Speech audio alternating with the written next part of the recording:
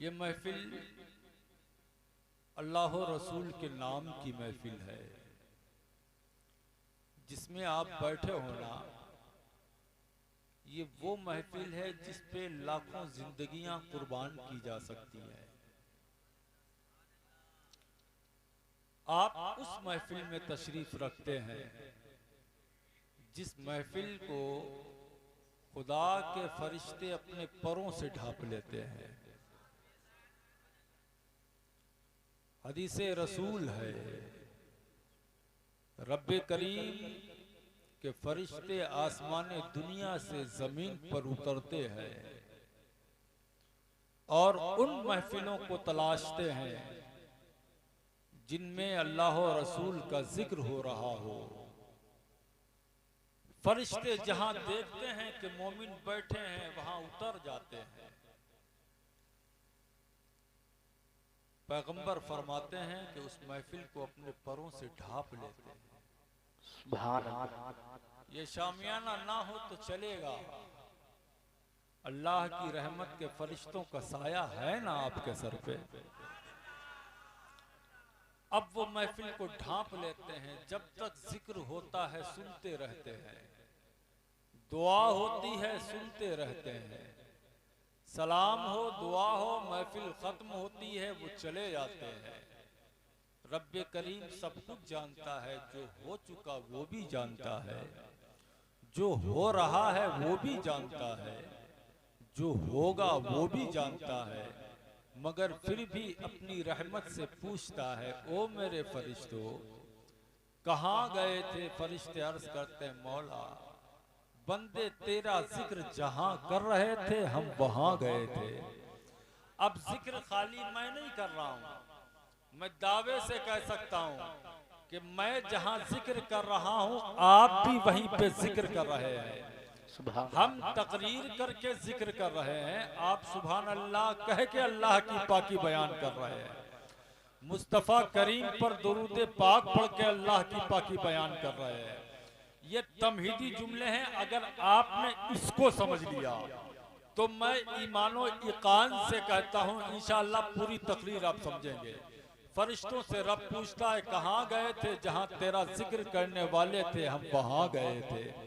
मेरे बंदे मेरा जिक्र कर रहे थे, मौला तेरी पाकी बोल रहे थे। क्या कह रहे थे? सुभान अल्लाह कह रहे थे, अल्हम्दुलिल्लाह कह रहे थे, माशा अल्लाह कह रहे थे, तेरी अज़मतो रुबूबियत का प्रचार कर रहे थे, तेरा नाम ले रहे थे, तेरे नबी की नात पढ़ रहे थे, तेरे नबी का नाम सुन रहे थे तो नारे लगा रहे थे। रब्बे करीम इरशाद फरमाता है, मेरे बंदे और क्या कह रहे थे। फरिश्ते अर्ज करते, मौला तेरे बंदे दुआ कर रहे थे, दुआओं में क्या मांग रहे थे। फरिश्ते अर्ज करते हैं, माबूद तेरे बंदे तुझसे जन्नत मांग रहे थे, तेरे बंदे तुझसे रहमत के तलबगार थे, तेरे बंदे तुझसे जन्नत तलब कर रहे थे। माबूद जहन्नम से बचने की दुआएं मांग रहे थे, तेरा फरमा बरदार बंदा होने के लिए वादा कर रहे थे। तो रब्बे करीम इरशाद फरमाता है, ओ मेरे फरिश्तों फिर गवाह है ना, जो मेरा नाम ले रहे थे तौबा कर रहे थे, जो मेरा नाम ले रहे थे मेरी जन्नत मांग रहे थे, तो तुम गवाह रहना मैंने उनको बख्श भी दिया है, जन्नत का उनको सर्टिफिकेट भी दे दिया है। सुभान अल्लाह। नारे तकबीर, नारे रिसालत, नारे रिसालत, उलमाए अहले सुन्नत हज़रत अल्लामा मौलाना मुफ्ती गुलाम गौस साहब क़िबला, नारे तकबीर, नारे रिसालत। अब यहाँ से तकरीर होने जा रही है। अब जिसको अपने नाम जन्नत करना है वो बोलेगा, अब जिसको अपने नाम जन्नत का बैनामा कराना है वो बोलेगा, जो अपने रब की रजा चाहता हो वो बोलेगा। दीवाने तो बोलने के लिए हमेशा मौके की तलाश में रहा करते हैं। तारीख़ इस्लाम ये कहती है, मेरे मुस्तफ़ा करीम के दीवाने जो होते हैं ना, वो किसी दलील के बगैर भी नबी का जिक्र कर लिया करते हैं। सुभान अल्लाह। लोग कहते हैं कि दलील दो, मिलादुल नबी की दलील दो, मुस्तफ़ा करीम की आमद पे झंडे लगाने की दलील दो। लोग ये कहते हैं दिखाओ मुस्लिम शरीफ में, लोग ये कहते हैं दिखाओ बुखारी शरीफ में, लोग ये कहते हैं दिखाओ कुरान शरीफ में। हमने कहा अल्हम्दुलिल्लाह हम वो सुन्नी मुसलमान हैं जिनकी दलील या तो कुरान से मिलती है या हदीस मुस्तफ़ा से मिलती है। हम बगैर दलील के कोई काम नहीं किया करते हैं। और अल्लाह की इज्जत की कसम, जो नबी हमारे दरमियान आया, अल्लाह ने इतनी शानों के साथ उस पैगंबर को भेजा, अगर वो खारी कुएं में लुआबे दहन डाल देता है, कुआं खारी होता है तो मीठा हो जाता है। सुभान अल्लाह।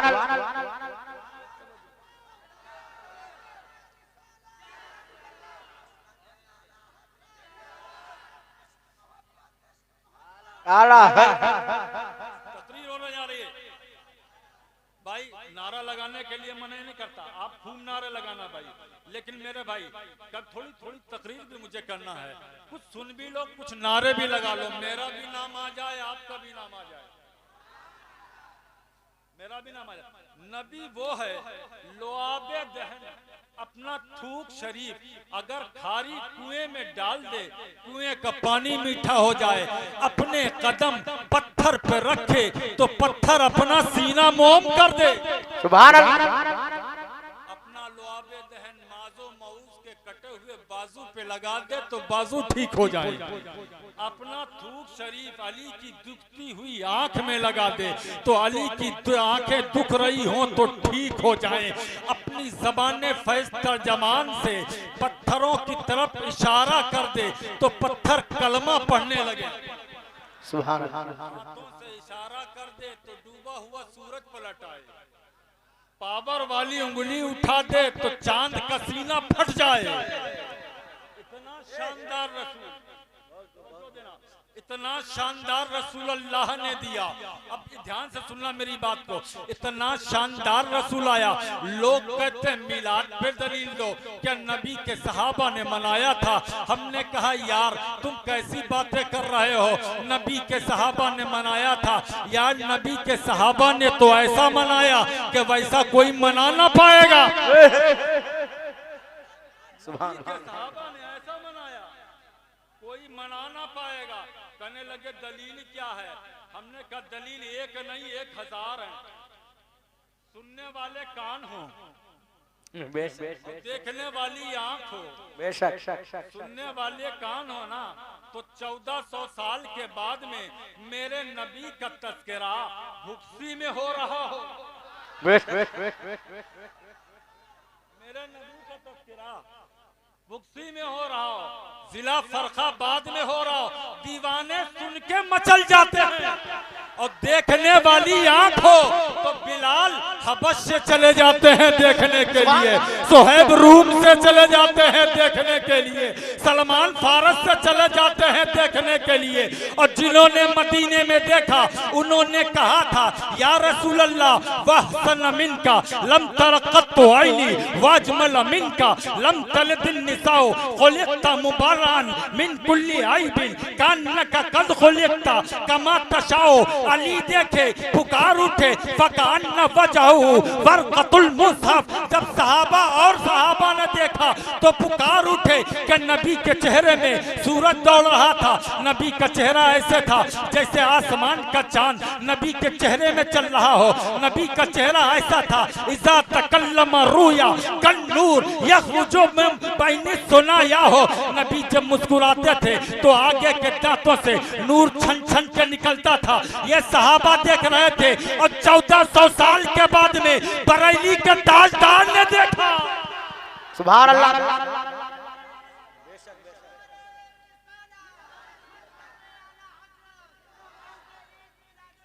जिंदाबाद। 1400 साल के बाद में जब बरेली के ताजदार ने देखा ना तो पुकार उठे वो कमाले हुस्ने हुजूर के गुमान नफ्स जहां नहीं। यही फूल खार से दूर है, यही शम्मा है कि धुआं नहीं। और वही आला हजरत पुकार उठे या रसूल अल्लाह। बुलबुल ने गुल उनको कहा उमरी ने सर्वे जा फजा। हैरत ने झुंझला कर कहा ये भी नहीं वो भी नहीं। नारे तकबीर, नारे रिसालत, उलमाए अहले सुन्नत। शेख सादी पुकारे, शेख सादी सिराजी पुकारे, ला युमकिनु सनाओ कमा काना हक़्क़ुहु, बादस खुदा बुजुर्ग तुई। किस्सा मुख्तसर, यार नबी का मिलाद हम मनाते हैं, लोग कहते हैं दलील दीजिए, हमें किसी से कोई झगड़ा नहीं, हमें किसी से कोई लाठी नहीं चलाना। लोग कहते हैं दलील दीजिए, तो दलील हम हदीस शरीफ से दे दें या कुरान शरीफ से दे दें, बात लंबी नहीं करेंगे। आओ दलील दे देते हैं। यार हमारे यहाँ बच्चे पैदा होते हैं, हम खुश होते कि नहीं? जी ईमानदारी से बताना, खुश होते कि नहीं? लड़का पैदा हुआ तो खुश, भतीजा पैदा हुआ तो खुश, चचा बन गए तो खुश, बाप बन गए तो खुश, दादा बन गए तो खुश। आए जैसे ही बच्चा पैदा हुआ वैसे ही कोई आया पटाखे फोड़ा, किसी ने गोले दागे। आप कहेंगे मौलाना कुरानी दलील दो, कुरानी। मैं कहूंगा मैं अपने मौजू से हटता नहीं, दूंगा कुरानी। खुशी मनाते हैं हम। अब हम पूछेंगे यार एक बात बताओ, लड़का पैदा होता खुश होते हो, लड़का नेमत है, क्या मौलाना खुशी क्यों ना मनाए? क्या बर्थडे मनाना हराम है? क्या हम बर्थडे नहीं मना सकते? क्या हम सालगिरह नहीं मना सकते? क्या बेटे की खुशी पे हम घर को नहीं सजा सकते? हमने कहा बिल्कुल सजा सकते हो। बेटा पैदा हो घर को सजाओ, दावत करो, शरीयत में इसकी कोई मनाही नहीं है। बेटा पैदा हो लाइट लगाओ, शरीयत में इसकी कोई मनाही नहीं है। मुल्ला जी ने ये काम करना शुरू किया, हमने कहा यार ये काम क्यों किया? कहने लगे मौलाना साहब खुशी मनाना इस्लाम में जायज है, खुशी मनाना कुरान से साबित है। अल्लाह कुरान में इरशाद फरमाता है वाम्मा बिनेमति रब्बिका फहद्दिस, अपने रब की नेमत का तज़किरा करो, अपने रब की नेमत का जिक्र करो। और तुम्हारे घर में कोई नेमत आ जाए ना, उसकी खुशियां मनाओ, चाहे दावत करके खुशियां मनाओ, चाहे झंडियां लगा करके खुशियां मनाओ, चाहे कुरान पढ़ के खुशियां मनाओ, चाहे तहज्जुद पढ़ के खुशियां मनाओ, चाहे नफिल पढ़ के खुशियां मनाओ, चाहे शुक्राने के सजदे करके खुशियां मनाओ। अल्लाह ने हर तरीके की छूट दी है, ये छूट दी है जो शरीयत के दायरे में हो, तुम खुशी मना सकते हो। मैंने कहा कुरान कहता है जब तुम्हें कोई नेमत मिले तो खुशी मनाओ। बेटा नेमत है खुशी मनाओ, बेटी नेमत है खुशी मनाओ, बाप जिंदा सलामत है खुशी मनाओ, माँ सलामत है खुशी मनाओ। यार जब माँ और बाप और बेटा, वो बेटा जिसके लिए खुशी मना रहे हो आगे चल के धक्के मार के निकाल सकता है, वो बेटा जिसके लिए कमा रहे हो, जिसके लिए शादी पे तुम नाच रहे हो, जिसकी शादी पे तुम बैंड बाजा बजा रहे हो, आगे चल के वो बेटा तुमको घर से निकाल सकता है। अगर बेटे की शादी पे खुशी मनाना जायज है और वो भी इसलिए कि बेटा नेमत है, तो सारी कायनात की सबसे बड़ी नेमत मेरे मुस्तफा है, मेरे पैगंबर। बेशक अगर बेटे के लिए खुशी मनाना जायज है तो मुस्तफा की मिलाद पे भी खुशी मनाना बोलो यार जायज है, जायज है। यार हम तो खुशियां मनाते हैं, है कि नहीं? हम तो खुशियां मनाते हैं। यार बेटा मिले खुश, मुस्तफा मिले नाखुश, ऐसा हो ही नहीं सकता है। और जरूरी नहीं जिस बेटे को आपने पाला है वो बुढ़ापे का सहारा बना। भाई बहुत इस्लाही बात करना जा रहा हूं। जरूरी नहीं जिस बेटे को पाला है वो पानी दे, जिस बेटे को पाला है वो खाना खिलाए, जिस बेटे को पाला है वो तुम्हारी खिदमत करे, जिस बेटे को पाल करके जवान किया है वो कमा करके ला करके दे। ये जरूरी नहीं है, लेकिन जिनके नाम पे नारे लगाओगे ना वो मुस्तफा महशर में दोज़ख की आग से बचाएंगे, वो कब्र में अपना जलवा दिखाएंगे, वो तुम्हारी कब्र भी मुनव्वर करेंगे। और अगर उनकी सीरत पे चल जाओ तो जिंदगी मुनव्वर हो जाएगी, जिंदगी कामयाब हो जाएगी। अगर बेटे के लिए इतना कर सकते हो तो मुस्तफा के नाम पे मजलिस तो सजा ही सकते हो, उनके नाम का जिक्र तो कर ही सकते हो, बेशक कर ही सकते हो आप। करना चाहिए, झंडे भी लगाना चाहिए।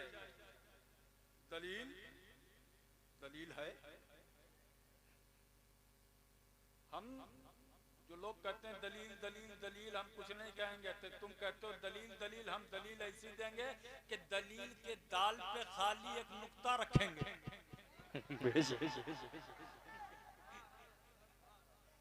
समझना मेरे बात को, खाली एक नुक्ता रखेंगे। कहने लगे दलील दीजिए। हमने कहा जुर्कानी शरीफ।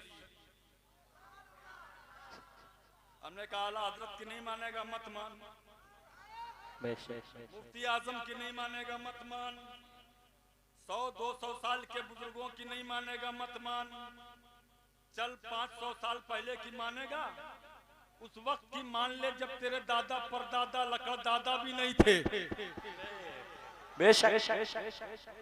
उस वक्त की मान, आज के मौलवी की मत मान। उस वक्त की मान जब तेरी जमात नहीं थी, तेरा गिरोह नहीं था, तेरा खानदान नहीं था। कहने लगे दर कब की? हमने कहा अल्लामा जुर्कानी ने हजारों साल पहले लिखा। कसाइसे कुबरा में अल्लामा जलालुद्दीन सुयूती ने हजारों साल पहले लिखा। मवाहिबुल दुनिया में शेख मुहक्किक ने हजारों साल पहले लिखा। सुनो दलील क्या है? साहिबे जुर्कानी लिखते हैं कि हजरत सैयदा आमिना फरमाती हैं नबी की विलादत हो रही है। बोलिए सुभान अल्लाह, सुभान अल्लाह। मुस्तफा की विलादत हो रही है। आसमान से एक जमात उतरती है। हदीस शरीफ सुन लो, राइतुल जमाअह कद नज़लु मिनस समाई माअहुम सलासतु आलामी बैसिल कसमाअहुम सलासतु आलामी बैसिल फरकसु अलमन अला ज़हरिल काबा फरकसु अलमन अला बाबिल मक़दिस फरकसु अलमन अला सफ़ी दारी। सैयदा आमिना फरमाती है कि नबी की पैदाइश का मौका है। मेरी निगाहों ने देखा कि आसमान से फरिश्तों की जमात आ रही थी और उनके हाथों में 3 झंडे थे। मोहब्बत से बोलो, उनके हाथों में 3 झंडे थे। एक झंडा उन्होंने खाने काबा की छत पे लगाया, एक झंडा बैतुल मुकद्दस पे लगाया, एक झंडा मेरे घर की छत पे लगाया। और एक और हदीस पाक सुनो, एक और हदीस पाक में मिलता है, सैयदा आमिना फरमाती है कि जहां से सूरज निकलता है एक झंडा उस कोने पे लगाया गया और जहां पे सूरज डूबता है एक झंडा उस कोने पे लगाया गया। अब मैंने सैयदा आमिना से पूछा, वो सैयदा आमिना ऐ नबी की वालिदा आप बताएं आपका बेटा कितनी शान का मालिक है कि एक झंडा वहां लगाया जा रहा है जहां से सूरज निकलता है और एक झंडा वहां लगाया जा रहा है जहां पे सूरज डूबता है। तो फौरन वहां से जवाब मिलता है।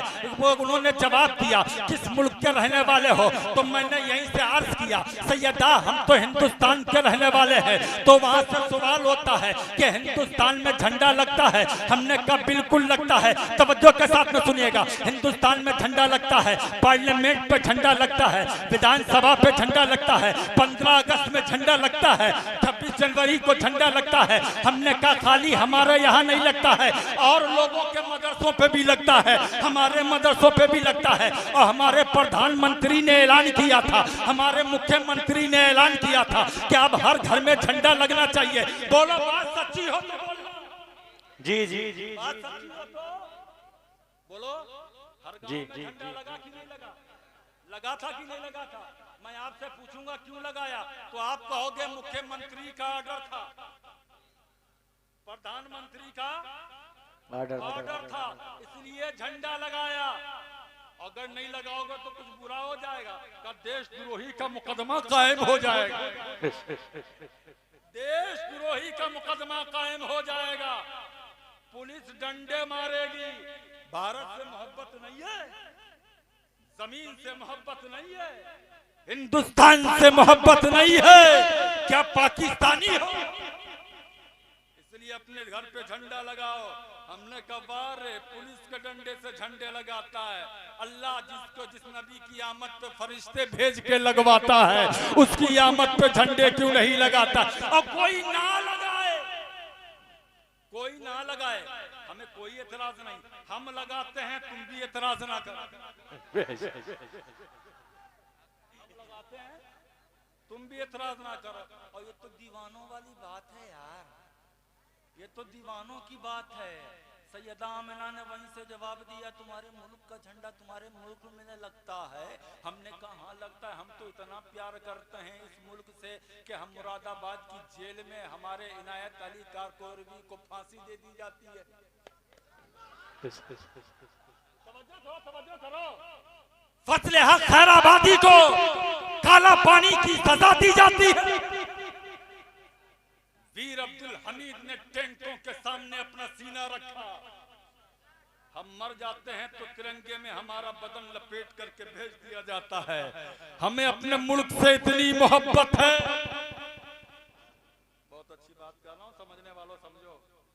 हमें अपने मुल्क से इतनी मोहब्बत है कि कफन भी तिरंगे का पा लेते हैं और मर के कब्र में चले जाते हैं। इतनी मोहब्बत है, इतनी मोहब्बत है कि जमीन खोद के देखो, हजारों साल के बाद में तो हम निकलते हैं, जमीन नहीं छोड़ते, जमीन नहीं छोड़ते। कहने लगे तुम अपने मुल्क का ना, जवाब मिला। किसी ने वहां से सवाल किया गया, वहां से सवाल हुआ कि तुम अपने मुल्क का झंडा अपने मुल्क में लगाओगे? मैंने कहा हाँ लगाते हैं। कहा अपने घर पे? हमने कहा हम लगाते हैं। कहा कब्र पे लगा सकते हो? हमने कहा मोहब्बत करने वाले तो कब्र पे भी झंडा लगा लेते हैं।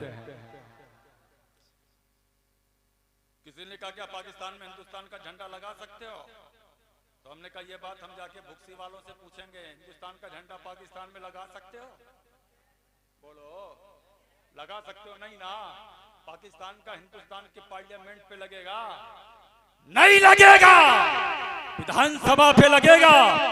नहीं लगेगा।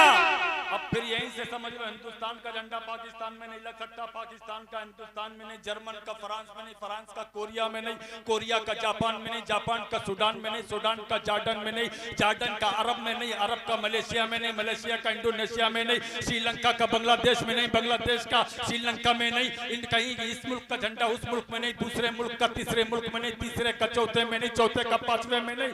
मैंने कहा क्यों नहीं लग सकता? तो भुक्सी के मुसलमानों ने कहा मौलाना अपने झंडे से प्यार अपने घर में लगाओ, अपने मुल्क में लगाओ, अपने शहर में लगाओ, अपने कस्बे में लगाओ, अपने गांव में लगाओ, अपने शहर में लगाओ, अपने मुल्क में लगाओ, अपनी जमीन पे लगाओ, अपने खेत में लगाओ, अपने खलियान में लगाओ, अपनी कब्र पे लगाओ। लेकिन ये झंडा अगर पाकिस्तान में लड़ेगा, पाकिस्तान की आर्मी आमने सामने हो जाएगी, मुल्क में फसाद पैदा हो जाएगा। ये एक मुल्क का झंडा दूसरे मुल्क में इसलिए नहीं लग सकता कि तुम्हारा झंडा तुम्हारे लिए अमन वाला है, दूसरों के लिए खतरे की निशानी है। मैंने कहा वाह रे मुसलमान, ये तो समझता है कि यहाँ का झंडा नहीं लग सकता इसलिए खतरा है। लेकिन नबी मक्के में पैदा होते हैं, उनका झंडा हिंदुस्तान में भी लगता है, उनका झंडा पाकिस्तान में भी लगता है, उनका झंडा कोरिया में भी लगता है, उनका झंडा जॉर्डन में भी लगता है, उनका झंडा अरब में भी लगता है, उनका झंडा अजम में भी लगता है। अब पता चला सारे झंडे अपने मुल्क के लिए रहमत है, नबी का झंडा हर मुल्क के लिए रहमत है। यार या रसूल या अली। सुनो, अपने मुस्तफा का पावर भी देखो। झंडा कहाँ लगा? एक पूरब में और एक पश्चिम में। मैंने कहा हिंदुस्तान का झंडा ले जाओ, हिंदुस्तान के बाहर ले जाओ, जहाँ पे सूरज निकलता है वहां जाके लगा दो। हिंदुस्तान का झंडा लेके जाओ, जहाँ सूरज डूबता है वहां लगा दो। कहने लगे नहीं लग सकता। मैंने कहा क्यों? कहने लगे जिस मुल्क का बादशाह होता ना, वो बादशाह खाली अपने मुल्क में लगा सकता है। तवज्जो, खाली अपने मुल्क में लगा सकता है, दूसरे मुल्क में नहीं। गोया जिब्रील ने नबी की आमद पर जहाँ सूरज निकलता है वहां लगाया और जहां डूबता है वहां लगाया। बता दिया ये नबी खाली अरब का नहीं है, इसकी हुकूमत जहां सूरज निकलता है वहां से शुरू होती है और जहां सूरज डूबता है वहां तक। ये उसकी हुकूमत है। झंडा तो हम लगाने वाले हैं, मत चिढ़ाओ हमें, मत चिढ़ाओ भाई, हम तो झंडा लगाने वाले हैं। झंडा का सबूत देखो हदीस शरीफ में भी है। और लोग कहते हैं यार ये तो तुमने सैयदा आमिना की बात बयान की, वो तो नबी की पैदाइश के पहले की बात, पैदाइश के टाइम की बात है, बाद में किसी ने लगाया हो तो बताओ। तो हम कहेंगे मेरा नबी मक्के से मदीना हिजरत करके गया, मदीने में बराने लगाया, अपना मामा फाड़ करके लगाया। कहा या रसूलल्लाह मदीने आ गए हैं ना तो आपके साथ में आपका झंडा होना चाहिए। अच्छा ये तो बाद में साबित हो गया, क्या आगे भी कहीं झंडा है? मैं आपको लेके चलूं मैदान महशर में। मेरे नबी फरमाते हैं अल्लाह सारी उम्मत को वहां जमा करेगा, अव्वलीनों आखिरीन का मजमा होगा, सारे नबी सारे रसूल सारे पैगंबर वहां पे होंगे, हर उम्मती वहां पे, हर उम्मत वहां पे होगी। और मेरे नबी फरमाते हैं मैं रब की बारगाह में मकाम महमूद पे सजदे में जाऊंगा। अल्लाह इरशाद फरमाएगा या मोहम्मद इश्फा तुशफ़े, ए महबूब सल तो था इरफा रास का सल तो था, ए महबूब अपने सर को सजदे से उठाओ, जो मांगोगे दिया जाएगा, जो कहोगे कबूल किया जाएगा, जो कहोगे वो माना जाएगा। नबी अपने सर को सजदे से उठाएंगे, अल्लाह अपनी रहमत से मेरे नबी को एक झंडा देगा और मेरे नबी फरमाते हैं अला हामिलुल हम्द यौमुल क़ियामा, हम्द का झंडा मेरे हाथों में होगा। हम्द का झंडा, बोलो बोलो बोलो, हम्द का झंडा मेरे हाथों में होगा। यार झंडा नबी की पैदाइश पे, नबी हिजरत करके जाएं तब भी, और जब मेरे नबी मैदान महशर में सबको लेके जाएं तब भी। कोई बात है? अभी मैं आ रहा हूं असल टॉपिक के ऊपर। जी जी जी जी जी मेरी बात सुनना, मेरी बात। तो हम अल्हम्दुलिल्लाह जलसा भी करने वाले, नबी की बात भी करने वाले। मेरे नबी ने, अब ध्यान से सुनना, अपने नबी का इख्तियार देखो। जो लोग सुनने आए हो वो अपने नबी का इख्तियार भी देखो। हज़रत मेरे नबी करीम सल्लल्लाहु अलैहि वसल्लम ने मदीने शरीफ में एक सहाबी से इरशाद फरमाया, ओ मेरे सहाबी करीब आओ। वो करीब आए तो पैगंबर ने अपना खून शरीफ निकलवाया। पहले पिछने लगवाए जाते थे बीमारियों से हिफाजत के लिए, मेरे नबी ने अपना खून शरीफ निकलवाया और निकलवा करके एक सहाबी को दिया। देखो दीवानों, मुस्तफा करीम के दीवाने देखो, दीवाने अपना रास्ता अपने आप बनाते हैं। दीवाने अपना रास्ता अपने आप बनाते हैं। वो रास्ता ऐसा बनाते हैं कि दूसरों के कहने पे नहीं चलते। वो अपना रास्ता ऐसा बनाते हैं कि जो उस पे चल जाए वो भी जन्नत का हकदार हो जाता है। वही आशिक होता है जो मानने वाला होता है ना, जो जिस महबूब से प्यार करता है ना, वो उसमें ऐब नहीं देखता, वो देखता है कि इसकी आंख की कशिश कैसी है। वो देखता है अपने महबूब को इसकी चाल कैसी है। वो ये नहीं देखता कि मेरा महबूब आंख दबा करके देखता है। वो कहता नहीं, महबूब आंख अगर दबा के भी देखता है तो उसकी तिरछी नजर होती है। वो उसमें भी अदाएं ढूंढता है, ऐब नहीं निकाला करता।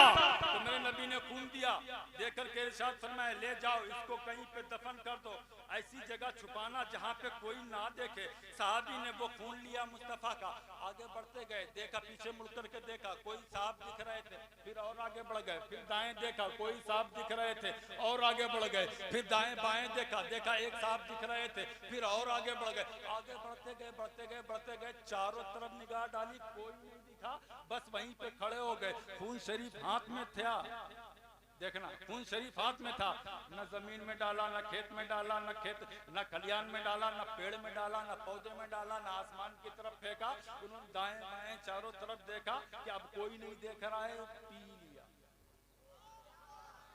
दीवानों देखो, नबी का खून पी लिया। पूछो मौलवी साहब लोगों से पूछो, हम किसी का नाम नहीं लेते, आप पूछना भैया एक बात बताओ, खून जब तक बदन में है तब तक पाक है, और जैसे ही बदन से निकला खून अगर बहने लगा ना तो फिर आप नमाज नहीं पढ़ सकते, उस वक्त तक नहीं पढ़ सकते जब तक खून वहां पे जम ना जाए, जब तक खून वहां पे रुक ना जाए। यार नबी का खून है, साहबी ने पी लिया। मेरे मुस्तफा करीम की बारगाह में आए, मेरे नबी ने एक नजर साहबी के चेहरे पे डाली,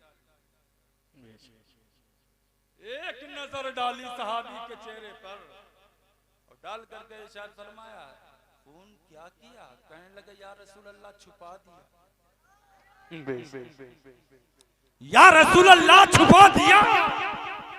मेरे पैगंबर ने एक नजर ऊपर से लेकर नीचे तक डाली, नबी मुस्कुराए, डांटा नहीं,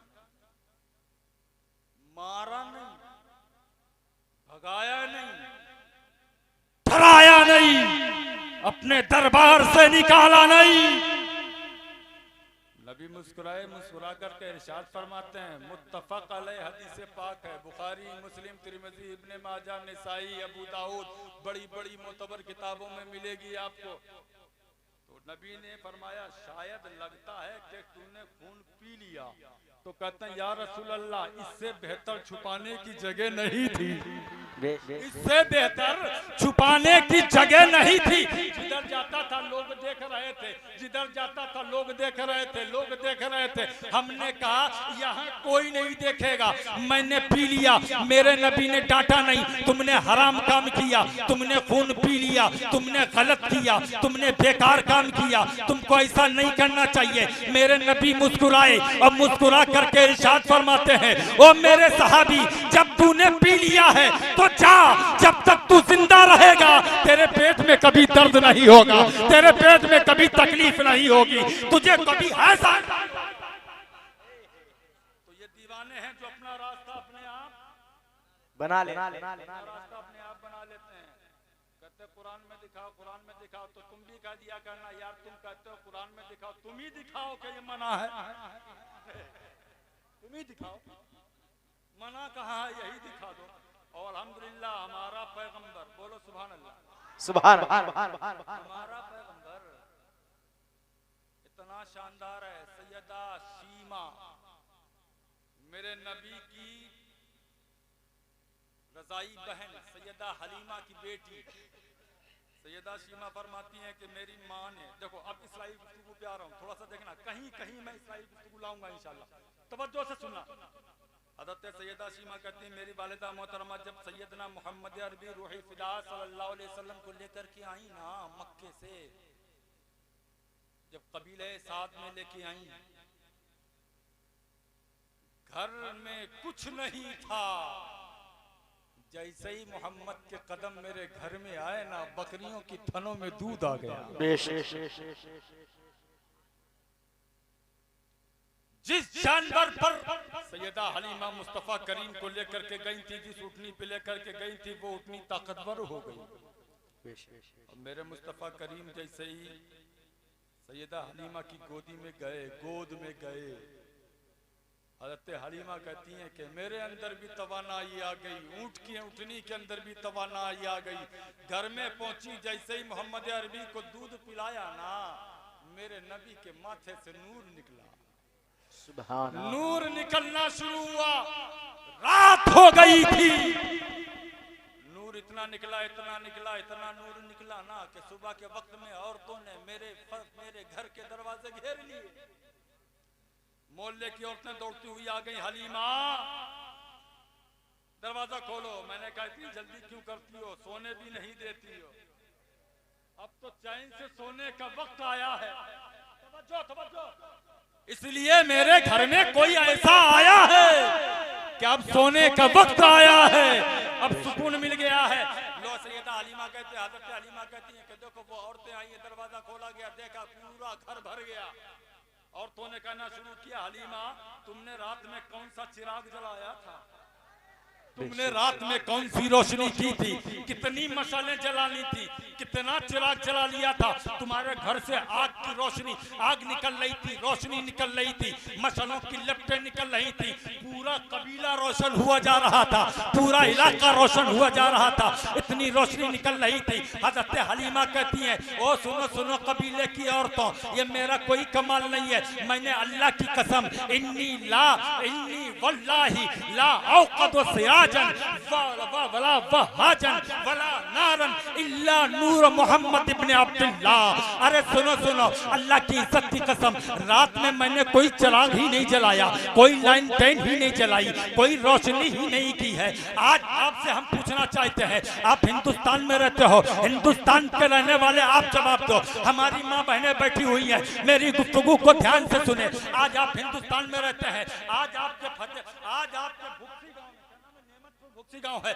आपके गांव में आज लाइट का इंतजाम है, लाइट नहीं है तो जनरेटर चलता है, ऑपरेटर चलता है, मॉनिटर चलता है, लाइट होती है, इन्वर्टर चलता है, लाइट होती है, जनरेटर चलता है, लाइट होती है। आज आपके यहाँ लाइट आ गई है, लेकिन जब जनरेटर नहीं था, जब ये लाइट नहीं थी, जब ये बिजली नहीं थी, जब ये लाइन नहीं थी, फिर आपके गांव में क्या जलता था? मुझे बताओ क्या जलता था? चिराग। काहे का? कोई लैंप जलाता था, कोई लैंटर्न जलाता था, कोई झाबा जलाता था, कोई मिट्टी का दिया जलाता था, कोई मशाल जलाता था। मैंने कहा कब से? कहने लगे जब से मिट्टी का तेल मिल रहा है तब से। समझो, जब से मिट्टी का तेल मिला तब से। हमने कहा नबी जब पैदा हुए थे तो मिट्टी का तेल भी नहीं था। समझो, ये लाइन टेन भी नहीं थी, ये जाबा, ये लैंप भी नहीं था, ये चिराग भी नहीं थे। सैयदा आप बताओ आप क्या जलाती हो? तो सैयदा हलीमा ने कहा था मेरे घर में मशालें थी, लेकिन जब, अब हदीस पाक का तर्जुमा सुनो, इन्नी ला औक़दु सिराजन, अल्लाह की इज्जत की कसम, जब से मोहम्मद आए हैं हमने चिराग ही नहीं जलाया। हमने चिराग ही नहीं जलाया, लैंप ही नहीं जलाया, रोशनी ही नहीं की। मैंने कहा हमारे यहाँ जब बच्चे पैदा होते हैं, जब बच्चे आज से 20 साल पहले, 25 साल पहले, 30 साल पहले पैदा होते थे, जब रोशनी नहीं होती थी तो मिट्टी का चिराग जला लिया जाता था। और आज भी आपके गांव में लाइट चली जाए तो मोमबत्ती जलाई। इसके घर में नहीं है इन्वर्टर, वो मोमबत्ती जला लेता है। यार जब वो मोमबत्ती जला लेता है उस वक्त तो मोमबत्ती भी नहीं थी। समझो देना। तो फिर मैं कहूँ सैयदा आमिना की एक हदीस पाक सुन लो। वो कहती है जब बेटे मोहम्मद सल्लल्लाहु अलैहि वसल्लम पैदा हुए ना तो आसमान से चांद आ गया, सितारे आसमान से आ गए। हज़रत सफिया फरमाती हैं तदनु अलैया, ऐसा लग रहा था कि मेरे सर पे गिर पड़ेगा चांद, ऐसा लग रहा था मेरे आंगन में आ गया है, सितारे मेरे सर के ऊपर गिर पड़ेंगे। यार ये चांद सितारे क्यों आ गए? आपका वजूद मिट्टी का है, आपके अंदर मिट्टी है, इसलिए मिट्टी का तेल चलता है, मिट्टी के चिराग चलते हैं। मेरा नबी नूर है इसलिए नूर का चिराग आया है, इसलिए। अल्लाहु अकबर, या रसूल अल्लाह, जिंदाबाद जिंदाबाद।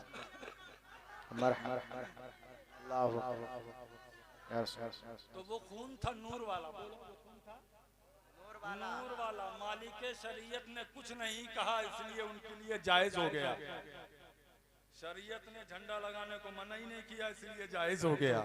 शरीयत ने मिलाद मनाने को मना नहीं किया इसलिए जायज हो गया। अब तू दिखा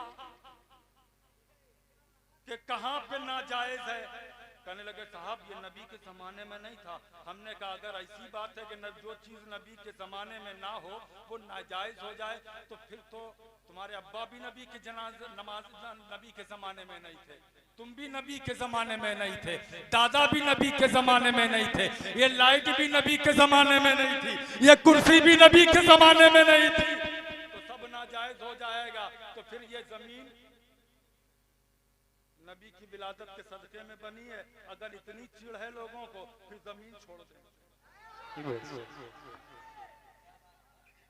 फिर आसमान का शामियाना छोड़ के निकल जाएं। सब नबी के मिलाद के सदके में है।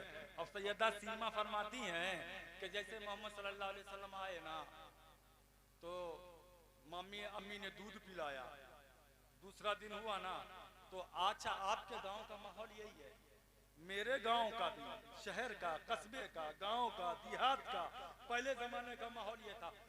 गांव है चुके ये तो मैं बता दूं कि गांव का माहौल ये है कि बच्चे, बहुत ध्यान सुनो देखना, कुछ खास बातें करने जा रहा हूँ। ये बातें मैंने कुतुब खोर में भी नहीं बयान की है, कुछ और सुनो, नया सुनो, इंशाल्लाह मजा आएगा।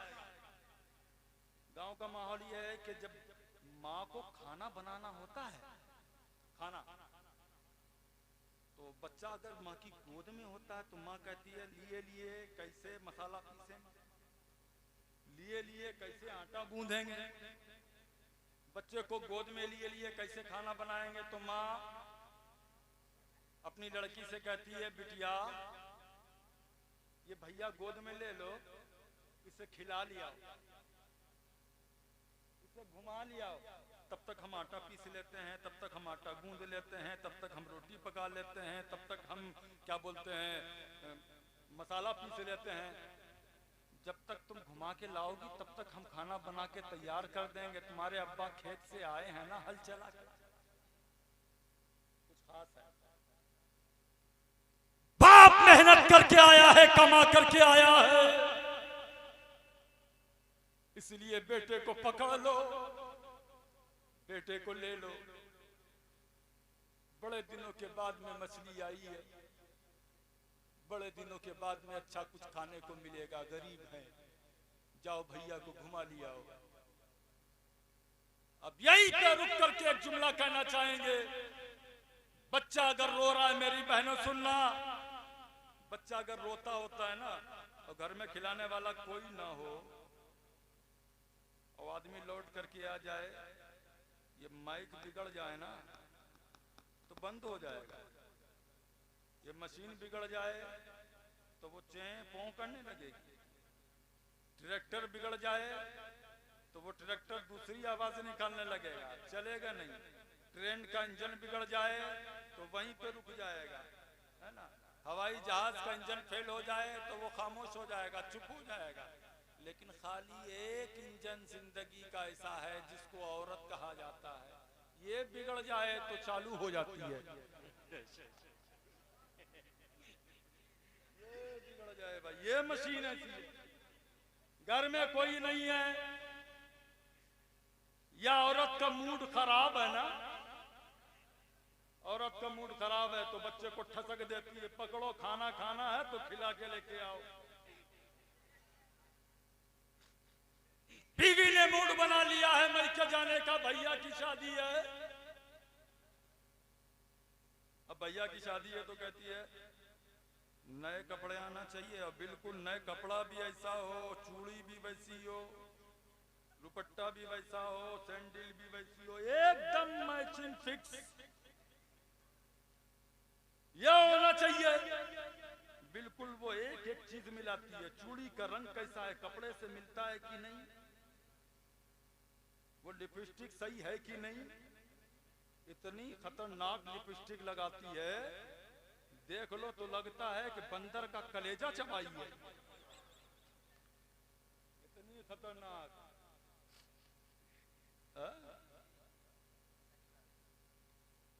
कब लेकर क्या आदमी ने कहा भैया अभी काम चला ले, 1 महीना पहले तो बनाए थे, ईद थी, इसी से काम चला ले। वो बिगड़ के कहती है पकड़ो अपना बच्चा, हम जा रहे हैं, संभालो अपनी, अब तुम्हारी अम्मा संभाले, ननद संभाले, बाबत संभाले। ननद से तो कभी पटती नहीं, अजीब अजीब मन्नतें मानती है औरत। जब देखो ननद से झगड़ा, वो तो कुछ करती नहीं, काम तो सब हम ही करते हैं। अच्छा, सास तो कुछ करती नहीं, सब हम ही करते हैं। जब देखो तो टर्टर करती रहती है, जब देखो ऐसा करती रहती है, जब देखो वैसा करती रहती है। यार फिर एक बात बता दें आपको, ये हर दिन के झगड़े हैं, हर घर के झगड़े हैं। तो फिर मैं कहूंगा जब अपनी बेटी को आप रुखसत करो तो रुखसत करते टाइम शादी के वक्त में अपनी बेटी को नसीहत करो, तू हमारी बेटी है, लेकिन जो तेरे सास ससुर होने वाले हैं आज से तू उनकी भी बेटी है। और सास ससुर ये समझ लें कि जैसे हमारे घर की बेटी हमारी आंखों का तारा है, वैसे दूसरे घर की बेटी आ रही है, अगर उसको बेटी बना के रखोगे अल्लाह की कसम लड़ाई नहीं होगी, झगड़ा नहीं होगा। लेकिन झगड़ा उस वक्त होता है जब बहू को खाली नौकरानी समझा जाता है, बहू को खाली नौकरानी समझा जाता, अपनी बिटिया सर का ताज होती है, तब झगड़ा होता है, तब झगड़ा होता है। फिर मैं बहू से भी ये कहूंगा, तुम्हारी माँ तुम्हें डांटती है तो क्या तुम अम्मा को मारने लगती हो? बेटियों जब तुम्हारी माँ तुम्हें डांटती है क्या अम्मा पे झाड़ू चलाती हो? नहीं। माँ बुरा भला कहती है क्या तुम अम्मा से लड़ती हो? नहीं। बाप कुछ कहता है डांटता है क्या तुम बाप से लड़ती हो? नहीं। तो जिस तरीके से तुम्हारे माँ बाप तुम्हें डांटते हैं, अपने माँ बाप को जवाब नहीं देती हो, वैसे ही सोच लो कि ये हमारे माँ बाप हैं। अल्लाह की कसम लड़ाई नहीं होगी। हर सास और ससुर और ननद ये समझ लें कि ये हमारी बहन है, हमारी बेटी है, झगड़ा नहीं होगा। ये समझा नहीं जाता है। अब वो मन्नत मांगती है, फिर वो मन्नत ताबीज कराती है, हाफिज साहब के पास में जाती है, मौलवी साहब के पास में जाती है, मौलवी साहब कुछ ऐसा ताबीज करो इसकी जल्दी से बरात हो। अगर ताबीज दुआ से काम नहीं चलाना, फिर वो मज़ार पे जाती है। ए बेटा, फिर वो मज़ार पे जाती है, मज़ार पे जाकर के अजीब अजीब मन्नतें मांगती है। बाबा थाल चढ़ाएंगे आके, जल्दी से इसकी बरात हो जाए, जल्दी से ये निकल जाए। यार मुसीबत नहीं होती बेटी, बोलो मोहब्बत से, ये बेटियां मुसीबत नहीं होती हैं। तुम बेटियों को मुसीबत ना समझो। कसम खुदा की, अगर बेटी मुसीबत होती तो रसूल अल्लाह की चार बेटियां नहीं होती।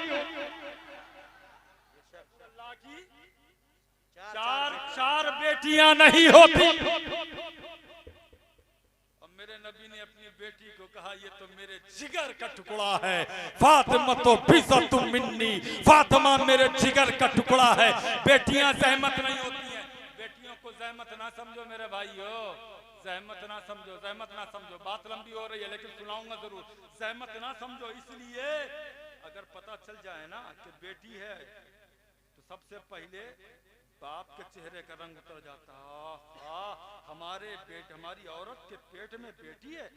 सास को पता चल जाए तो उसके अजीब नखरे हो जाते हैं, पूरा घर नाराज होता है। अब तो अल्ट्रासाउंड के जरिए से पता चल जाता है, वो मशीनरी के जरिए से लोग पता लगा लेते हैं कि लड़का है पेट में या लड़की है। अगर लड़का है तो सबकी बाँछें खिल जाती हैं, वो बहन भी खुश हो जाती है। अब कपड़े लेके जाएंगे, अब भैया बहुत, अब अब्बा से। अगर पता चल जाए लड़की है क्या कम बखत मारी है माशाअल्लाह, अब तो कुछ नहीं मिलेगा, अब तो ऐसा है वैसा। यार अब बाप ने देखा यार अब तो ताने मिल रहे हैं, मोहल्ले वाले कहेंगे यार लड़की पैदा हुई है, दोस्त ताना मारेंगे, ये करेंगे वो करेंगे। अब वो सीधे हॉस्पिटल जाता है, अब वो सफाई कराता है।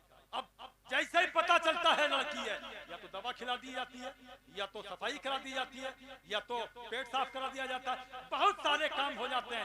मैं ये कहूंगा यार लड़कियों को कल भी मारा जा रहा था और लड़कियों को आज भी मारा जा रहा है।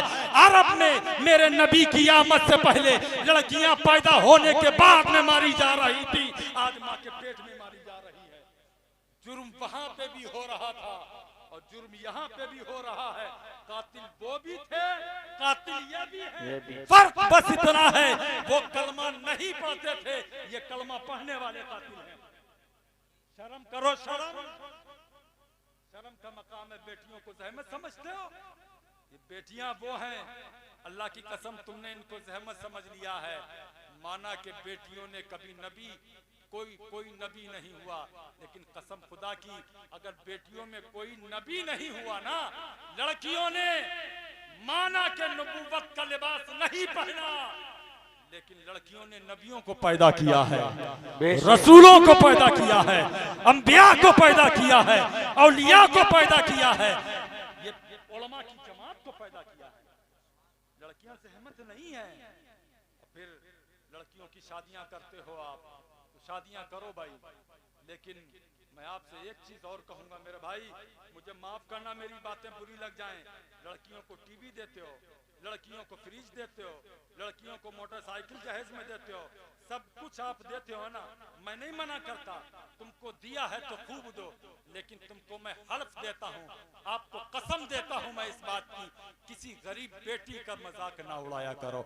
जब तुम जहेज देते हो ना तो तुम तो अपनी हैसियत के मुताबिक देते हो, लेकिन तुम्हारी बेटी की सहेलियां गरीब हुआ करती हैं, वो भी तो आती हैं शादी में, वो भी तो देखती हैं, जब वो जहेज सजा हुआ देखती हैं, पूछो उनके दिल पे क्या बीतती है। उनका बाप रिक्शा चलाने वाला है, उनका बाप ऑटो चलाने वाला है, उनका बाप भट्टे पे काम करने वाला है, उनका बाप खेती में काम करने वाला, मजदूरी करने वाला है, उनका बाप 300 रुपए दिहाड़ी पे दिन भर धूप में काम करता है, मकान पे मजदूरी करता है। उनके दिल से पूछो, उनके दिल से क्या आह नहीं निकलती होती, काश मेरे बाप के पास भी पैसे होते तो टीवी मिलती, फ्रिज मिलती। उन बेटियों की गैरत का मजाक ना उड़ाया करो, उनके दिल टूट जाते हैं। और तुम्हारा नबी लोगों के दिल तोड़ने के लिए नहीं आया था, टूटे हुए दिलों को जोड़ने के लिए आया।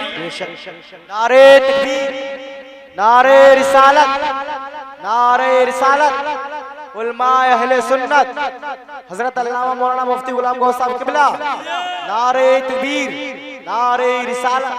जहेज देते हो तो छुपा करके दो, ताकि गरीब बेटी, मैंने पढ़ा था एक पढ़ा था अखबार में, रेडियो पे भी नशर हुआ था, टीवी पे भी नशर हुआ था, आपने सुना नहीं? मुझे बताओ, एक लड़की हो तो बताएं, आपने देखा था? एक वाकया जो गुजरात में हुआ था, जो लड़की पुल से छलांग लगा जाती है नदी में, आयशा नाम की लड़की ने छलांग लगाई। एक आयशा नहीं, ऐसी हजारों आयशाएं हैं जो फांसी के फंदे पे लटक गई, सिर्फ इसलिए कि उनके पास में जहेज के लिए पैसे नहीं है, बाप के पास में दौलत नहीं है, घर में देने के लिए पैसे लो, जहेज नहीं है। लोगों की डिमांडें होती हैं। मैं कहूंगा, अगर आप जहेज मांगते हो तो फिर आपको ज़कात लेना चाहिए, लोगों से ज़कात, फिर आपको ईद का फितरा भी लेना चाहिए। भिखमंगे हो गए हो, किसी गरीब का खून न छोड़ रहे हो। अब तुम्हें मालूम नहीं, मैंने एक और पढ़ी थी अखबार में खबर, एक लड़की का स्टेटमेंट आया था, उसने एक इंटरव्यू दिया था। अखबार रिपोर्टरों ने जब उससे पूछा था कि तुम गैर के साथ में क्यों भाग गई, तुम चाहती तो मुसलमान लड़कों के साथ में निकाह कर, मुसलमान लड़के के साथ में तुम निकाह कर लेती, किसी अपनी बिरादरी में निकाह कर लेती, किसी कलमा गो के साथ में तुम निकाह कर लेती। तो उस लड़की ने रोते रोते अखबार में इंटरव्यू दिया था, और टीवी पे भी आया था, सोशल मीडिया पे भी आज से कई साल पहले आया था।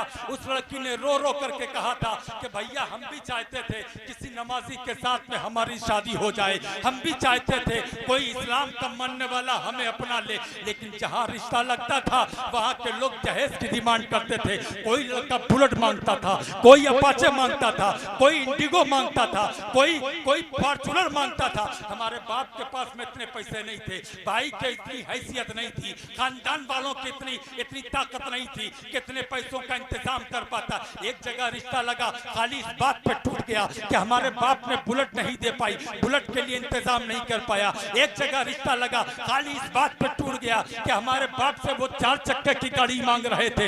एक जगह रिश्ता लगा, खाली इस बात पे टूट गया कि लड़के वाले 50,000 रुपए खाली मंगनी में मांग रहे थे, हमारे बाप ने नहीं दे पाए, रिश्ते बराबर टूटते रहे। हम मजबूर हो गए, गैर के साथ में जाने पे मजबूर हो गए। आपके कन्नौज से लड़कियां गई, आपके बंगाल से लड़कियां गई, आपके केरला कर्नाटक से लड़कियां चली गई दूसरों के साथ में। मुझे बताओ, ये कसूर किसका है? ये हमारे माशरे का कसूर है, ये हमारा कसूर है, ये हमारी कौम का कसूर है। सुन मेरे मुस्तफा का फरमान सुन, बुजुर्गों के कौल सुन। उलमा फरमाते हैं कि सुनो, उलमा फरमाते हैं, बुजुर्गों के कौल को नकल किया है उन्होंने कि निकाह को इतना आसान कर दो कि गुनाह करना मुश्किल हो जाए। क्या मतलब? तुम्हारी कोई बेटी किसी के साथ में भागने पे मजबूर ना हो, तुम्हारी बच्ची किसी के साथ में जाने पे मजबूर ना हो, किसी लड़के से आंखें मिलाने पे मजबूर ना हो। इसलिए गुनाह के काम ना करो, ना कराओ। अपने आप को कब सुधारोगे? जहेज मांगना बंद कर दो, शरीयत वाली जिंदगी जीना शुरू कर दो। सैयदा सीमा फरमाती हैं कि मैं अपने भाई छोटे हैं, सैयदना छोटी उम्र है, अभी चंद दिन के हैं, मैं लेके चली और मैंने कहा लाओ खिलाने चल के इनको, घर में खाना बनाने का वक्त हो गया है। हमारी औरतें भी औरतें बनाती हैं खाना ना, तो अब वो बच्चा रो रहा होता है, जब रो रहा होता है तो वो कहती हैं चुप जाओ, बच्चा रात में रोए ना तो कहती हैं चुपो, वो देखो बिल्ली आ रही है। वो देखो कुत्ता आ रहा है, घर में कोई मेहमान आ गया ना तो वो खामोश कराती हैं। बच्चा 6 महीने का, 1 साल का, 3 महीने का, 4 महीने का जब सुनता है बिल्ली आ रही है तो वो डर जाता है, एकदम माँ की छाती से चिपट जाता है। माँ उठाती है, बहन को दे देती है, बाप को दे देती है, बच्चा खामोश हो जाता है सिर्फ डर की वजह से कि यार बिल्ली आ रही है, वो कुत्ता आ रहा है। अब यहीं पे रुक के एक जुमला देना चाहेंगे। चचा मेरी बात को ध्यान से सुनो, वो बिल्ली से डरता है बच्चा, वो कुत्ते से डरता है बच्चा, क्योंकि 6 महीने साल भर का है। बच्चे का कलेजा कितना बड़ा होता है मुझे बताओ? छोटा सा कलेजा होता है, बच्चा डर जाता है। मैं अपनी बहनों से कहूंगा, अपने बच्चे को डराना है तो बिल्ली से नहीं डराओ, कुत्ते से नहीं डराओ, अगर डराना है तो अपने अल्लाह से डराओ, जहन्नम के शोलों से डराओ, खौफे खुदाबंदी से डराओ। कहा क्यों? मैंने कहा इसलिए जो बच्चा बचपन में बिल्ली और कुत्ते से डरेगा आगे चल के शेरों का मुकाबला नहीं करेगा। आगे चल के शेरों का मुकाबला नहीं करेगा। जब देखेगा गांव में लड़ाई हो रही है तो दुबक के घर में बैठ जाएगा। जब देखेगा कमाने के लिए जाना है, कमाने के लिए दिल्ली, बम्बई, गुजरात जाएगा, दिल उसका पहले से कमजोर है, थोड़ा सा कोई हादसा देखेगा घबरा करके भाग आएगा, उसका दिल बाहर जाने से डरेगा, वो आगे निकलने से डरेगा। बाप के साथ में लड़ाई हो रही है, वो हाथों में हाथी, हाथों में तलवार नहीं ले सकता, हाथों में हाथी, हाथों में लाठी नहीं ले सकता, वो दुबक के बैठ जाएगा, वो घबरा जाएगा। आपकी जबान में कह दें, वो मेहरा हो जाएगा, वो छक्का हो जाएगा, वो कमजोर दिल वाला हो जाएगा, वो मुकाबला नहीं कर पाएगा। अल्लाह से जो बच्चा डरेगा, जो बच्चा कुत्ते और बिल्ली से डरेगा ना, वो बुज़दिल बनेगा, और जो अल्लाह से डरेगा वो शेर का मुकाबला करेगा। जो अल्लाह से डरेगा वो बाप का सहारा बनेगा। जो बुज़दिल बनता है ना वो शराबी बनता है। समझो इस्लाही जुमले, जो बुज़दिल बनता है वो शराबी बनता है, जो बुज़दिल बनता है वो बेहया बनता है, जो बुज़दिल बनता है वो बदबख्त बनता है, जो बुज़दिल बनता है वो माँ बाप को गालियां देता है, जो बुज़दिल बनता है वो माँ बाप पे हाथ उठाता है, और जो शेर दिल बनता है वो नमाजी बनता है, वो परहेजगार बनता है, वो माँ बाप का सहारा बनता है। इसलिए अपने बच्चों को सही तरबियत दो। मेरे नबी को लेकर के सैयदा सीमा गई तो देखा, सैयदा सीमा कहती हैं, आखिरी बात सुनो, सैयदा सीमा कहती हैं कि वो देखा हमने कि वहाँ और लड़कियां बैठी हैं, कोई अपने भाई को लिए है, कोई अपने भतीजे को लिए है, कोई अपने खानदान के और बच्चों के लिए हुए है, और सब तारीफें कर रही हैं। कोई कह रहा है कि देखो हमारे इस भैया के हाथ देखो, इसकी हाथ की उंगलियां कितनी प्यारी हैं। कोई कह रहा है कि तुम्हारे भैया की हाथ की उंगलियां तो कुछ भी नहीं है, हमारे भैया की आंख देखो, इसकी आंखों में कशिश कितनी है। कोई कह रहा है ओ तेरे भैया की आंखें क्या है, तेरा भैया काला है, आंखें तो अच्छी हैं, जरा मेरे भैया का चेहरा देखो, मेरे भाई का चेहरा कितना खूबसूरत है। और सैयदा सीमा जब पहुंची ना तो सबकी सब खामोश हो गई, सबकी सब खामोश हो गई। सैयदा सीमा ने पूछा बताओ तो, बोलो बोलो तुम्हारे भाई की आंख खूबसूरत है, बोलो बोलो तुम्हारे भाई का हाथ खूबसूरत है, बोलो बोलो तुम्हारे भाई की आंखें खूबसूरत है, बोलो बोलो तुम्हारे भाई की जुल्फें खूबसूरत है। तो वो औरतें, वो लड़कियां पुकार करके कहने लगी सीमा ये खूबसूरत थे लेकिन अब तेरा मोहम्मद आ गया है, अब कोई खूबसूरत नहीं रहा है, तेरा मोहम्मद सबसे खूबसूरत है, तेरा प्यारा सबसे ज्यादा खूबसूरत है। इसलिए मेरे नबी से ज्यादा कोई खूबसूरत नहीं और मेरे नबी से ज्यादा कोई खूबसीरत नहीं। इसलिए अगर खूबसूरती देख करके प्यार करना चाहते हो तब भी मुस्तफा से प्यार करो, और सीरत देख के प्यार करना चाहते हो तब भी मुस्तफा से प्यार करो। उनका रास्ता छोड़ दोगे, अल्लाह ने तुम्हारे लिए दीन इस्लाम को पसंद किया है। रब फरमाता है इन्ना दीना इंदल्लाहिल इस्लाम। वक्त नहीं है मेरे भाई, मुझे भी जाना है, 3 बजे इनको भी गाड़ी पकड़ना है, वक्त नहीं है, वरना अभी मैं और भी बहुत कुछ बोलता। अभी तो तकरीर स्टार्ट हुई है, 1 घंटे में तो मेरी तकरीर स्टार्ट हो पाती है, लेकिन